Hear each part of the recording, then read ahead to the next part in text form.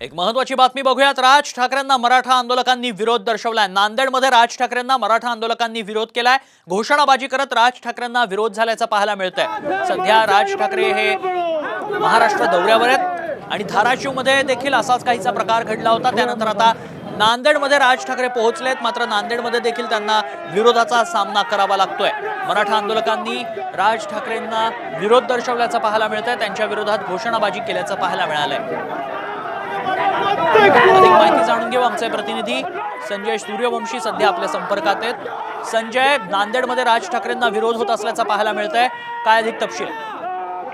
निश्चितच राज ठाकरे यांचं काही वेळापूर्वी नांदेडमध्ये आगमन झालं आणि मनसेच्या कार्यकर्त्यांनी त्यांचं जल्लोषात स्वागत देखील केलं। राज ठाकरे ज्या ठिकाणी मुक्कामी राहणार होते, शासकीय विश्रामगृह येथे त्यांचं आगमन झालं आणि त्या शासकीय विश्रामगृहाच्या बाहेर जे मराठा आंदोलक जे आहेत ते काही वेळाने दाखल झाले आणि राज ठाकरे यांना विरोध करत एक मराठा लाख मराठा अशा घोषणाबाजी करत राज ठाकरे यांना प्रचंड असा विरोध करण्यात आलेला आहे। नक्कीच, धन्यवाद संजय, आपण दिलेल्या सविस्तर माहितीसाठी। आपण पाहतोय नांदेडमध्ये राज ठाकरेंना विरोध दर्शवण्यात येतोय। मराठा आंदोलक आक्रमक झाल्याचं पाहायला मिळतंय आणि या संदर्भात मराठा आंदोलकांनी घोषणाबाजी केल्याचं पाहायला मिळतंय। घोषणाबाजी करत राज ठाकरेंना तीव्र विरोध करण्यात येतो।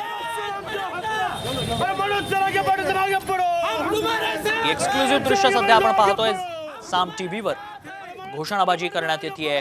मराठा आंदोलक आक्रमक झाले। धाराशिवमध्ये देखील असेच मराठा आंदोलक आक्रमक झाले होते। राज ठाकरेंनी भेट द्यावी अशी त्यांची मागणी होती। त्यानंतर ते थेट हॉटेलमध्ये शिरल्याचं पाहायला मिळालं होतं। तर दुसरीकडे नांदेडमध्ये आल्यानंतरही राज ठाकरेंना मराठा आंदोलकांच्या रोषाला सामोरं जावं लागलंय।